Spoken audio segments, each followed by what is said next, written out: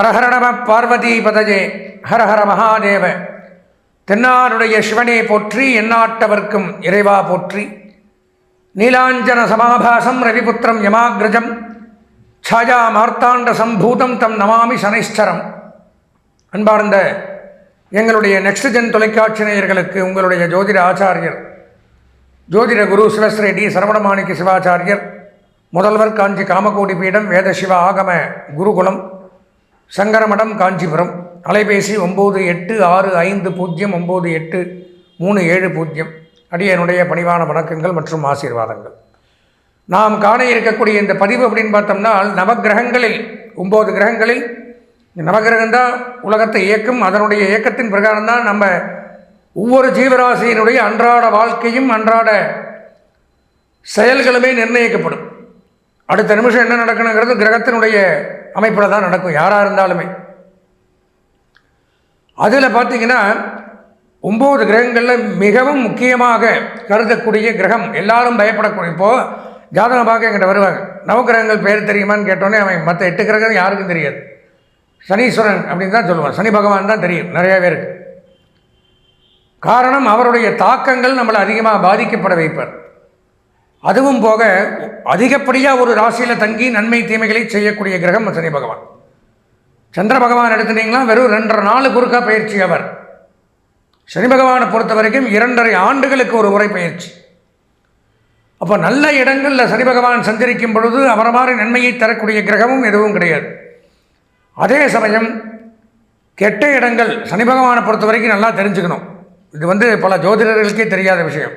இந்த 12 ராசிகளில் 3 பேருக்கு மட்டும்தான் நல்லது பண்ணுவார், மீதி 9 பேருக்கு நல்லதே பண்ண மாட்டார். நீங்கள் தலைகையிலாக நின்னாலும் சரி, 3ஆம் இடம், 6ஆம் இடம், 11ஆம் இடம், 3, 6, 11 இதுக்கு மட்டும்தான் சனி நல்லது, மீதி எல்லாருக்குமே கெடுதல் பண்ணுவார். அப்பேற்பட்ட சனி பகவான் வாக்கிய பஞ்சாங்க பிரகாரமும் திருநள்ளாறு தர்பாரண்யேஸ்வரர் கோவிலில் அமர்ந்து வீட்டிருக்கக்கூடிய சனி பகவானுடைய ஆலயத்தினுடைய பெயர்ச்சியும் வருகின்ற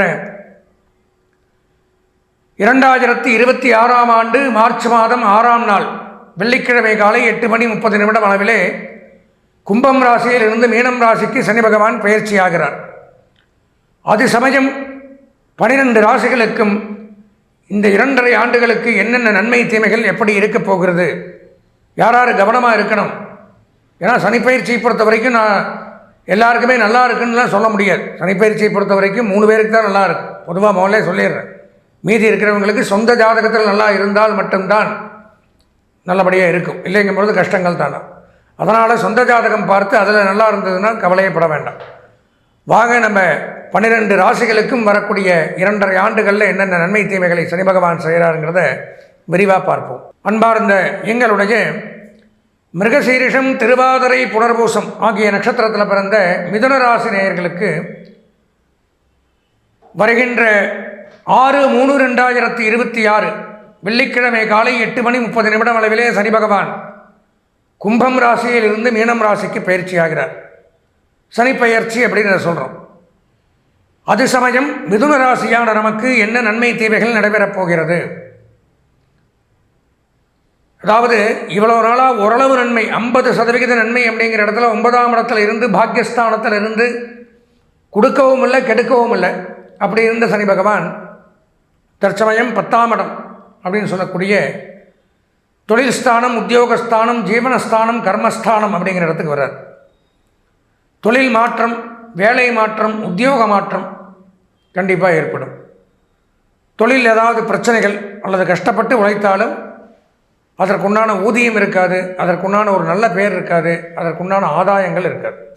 சொந்த தொழில் பண்ணாலும் சரி, வியாபாரங்கள் பண்ணாலும் சரி, உத்தியோகத்துக்கு போனாலும் சரி. அதனால் உத்தியோக 10ஆம் இடம் அப்படிங்கிறதே தொழில் சம்பந்தமாக சொல்கிறது தான். அப்போ 10ல் சனி வரும் பொழுது கண்டிப்பாக தொழிலில் ஒரு முடக்கங்களை ஏற்படுத்துவார். உத்தியோகத்தில் கை வைக்காமல் இருக்க மாட்டார். செய்தொழில் மாற்றம், உத்தியோகத்தில் மாற்றம் அல்லது பிரச்சனைகள், பிளேம்ஸ், அவப்பெயர், கெட்ட பெயர் ஆகிய ஏதோ ஒன்று பண்ணிவிடுவார். அதே மாதிரி பார்த்திங்கன்னா ஜீவனம்னா அன்றாட வாழ்க்கை தான் ஜீவனம் பண்ணுறது. ஜீவனஸ்தானத்துலேயும் வராது. அப்போ அன்றாட வாழ்க்கையில் சிரமங்களை ஏற்படுத்துவார். குடும்பத்தில் பிரச்சனை, கலகங்கள், சண்டை சச்சரவுகள் இந்த மாதிரியெல்லாம் ஏற்படுத்தக்கூடிய அமைப்பில் இருப்பார். கர்மஸ்தானம்னு சொல்கிறாங்க, முன்னோர்களை இழக்கிறது, கர்மா பண்ணுறது, அதே மாதிரி பார்த்திங்கன்னா நமக்கு நெருங்கிய நட்புக்கள் உறவுகளை விட்டு பிரிகிறது, இந்த மாதிரி அமைப்புகளை ஏற்படுத்துகிறார். பொருளாதார ரீதியாக உயர்வை கொடுப்பார். இருந்தாலும் திருமண பேச்சு கைகூடும், தடைப்பட்ட திருமணங்கள் நிச்சயிக்கப்படும், திடீர் திருமணங்கள் ஏற்படும். சில பேருக்கு சனி 10ல் வரும்பொழுது எதிர்பாராத திருமணங்கள், நம்மளை எதிர்பார்த்துருக்க மாட்டோம், திடீர்னு கல்யாண ஏற்பாடுகள் நடக்கும். திடீர்னு யாருக்கும் சொல்லாமல் கூட கல்யாணம் நடக்கும். சொல்ல முடியலைங்க, ஒரு நிர்பந்தம் ஆகிடுச்சுலாம் சொல்லுவாங்க. அந்த மாதிரி அமைப்பு ஏற்படும். அதே மாதிரி பார்த்திங்கன்னா கல்வி பயிலக்கூடிய மாணவர்கள் நல்ல முன்னேற்றங்களை அடையலாம். மிதுன ராசியில் இருக்கக்கூடியவர்கள் இப்போ ஜென்ம குரு வேறு இருக்குது. குரு வந்து ஏப்ரல் மாதத்துக்கு மேலே பயிற்சி ஆயிடுவார். இப்போ குரு நன்மையை கொடுப்பார். 2ஆம் இடத்திற்கு வரும்பொழுது கண்டிப்பாக திருமண பேச்சு கைகூடும், வம்சவிருத்தி ஏற்படும், தொழிலில் முன்னேற்றங்கள் ஏற்படும், வீடு மனை வாகன வசதிகள் உண்டாகும். இருந்தாலும் சொந்த ஜாதகம் அப்படிங்கிறத ஒரு முறை பார்க்க வேண்டிய கட்டாயத்தில் தான் இருக்கும். ஏன்னா உத்தியோகம் புருஷ லட்சணம் சொல்லுவாங்க. உத்தியோகம் இருந்தால்தான் மற்றது எல்லாமே, தொழில் இருந்தால் தான் மற்றது எல்லாமே. சனி வர்றதே தொழில் ஸ்தானம், ஜீவனஸ்தானத்தில்.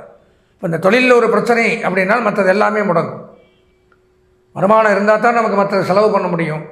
இப்போ வருமானத்திலே கை வைக்கிறார் அப்படின்னா மற்ற எல்லாமே ஸ்டாப் ஆகும். அதனால் சொந்த ஜாதகத்தில் சனி பகவான் எங்கே இருக்காருங்கிறத தெளிவாக பார்த்துக்கணும். மிதுனராசி நேயர்கள் பார்த்துண்டு இந்த 2.5 ஆண்டுகளுக்கு என்ன செய்ய போகிறார், நன்மையா தீமையாங்கிறது அதற்குண்டான பரிகாரங்களை செய்து கொண்டோமேயானால் இந்த தொழில் ரீதியாக, உத்தியோக ரீதியாக, அன்றாட வாழ்க்கை ரீதியாக முன்னோர்களை இழக்கக்கூடாத ஒரு கர்மஸ்தானத்தில் இருக்காரே, அதில் இருந்தெல்லாம் விடுபடலாம். அதனால் இந்த சனிப்பெயர்ச்சி அப்படிங்கிறது மிதுனராசிக்கு ஒரு 80% நன்மைகளை கொடுக்கும். மிதுனராசியில் பிறந்த அனைவருக்குமே அதிர்ஷ்டமான வண்ணம் பச்சை, அனுகூலமான திசை மேற்கு, அதிர்ஷ்டமான எண் 3. வணங்க வேண்டிய தெய்வம் முருகப்பெருமான். முருகப்பெருமானை வணங்கி இந்த சனிப்பெயர்ச்சியினுடைய தோஷத்திலிருந்து விளங்கி வாழ்வாங்கு வாழ ஆசீர்வதித்து விடைபெறுகிறேன். நன்றி, வணக்கம்.